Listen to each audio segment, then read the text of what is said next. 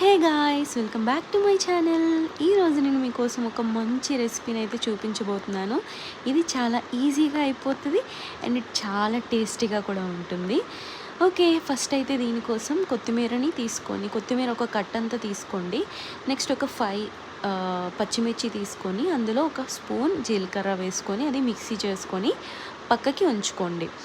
Next అయితే ఒక ప్యాన్లో ఆయిల్ వేసుకొని ఆయిల్ బాగా హీట్ అయిన తర్వాత వంకాయల్ని ఇలా పొడుగ్గా తరుక్కొని వాటిని కళాయిలో వేసుకోవాలి ఆయిల్లో.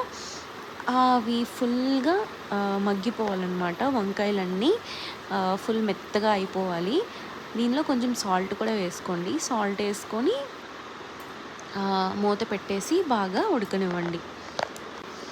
అస్సలు మనకు ఈ కర్రీకి ఆనియన్స్, టమాటోస్ ఏమీ అవసరం లేదు, కానీ టేస్ట్ మాత్రం చాలా బాగుంటుంది. ఒక్కసారి ట్రై చేసి చూడండి. మీరు ట్రై చేశాక మళ్ళీ అంటారు, వావ్ చాలా బాగుంది ఈ రెసిపీ అని చెప్పేసి.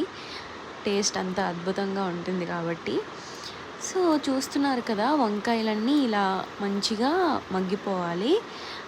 మంచిగా ఉడికిపోయిన తర్వాత ఈ కొత్తిమీర పేస్ట్ ఉంది కదా, కొత్తిమీర, చిల్లీ అండ్ జీలకర్ర కలిపి పేస్ట్ చేసుకున్నాం కదా, ఆ పేస్ట్ని ఇందులో యాడ్ చేసేయడమే.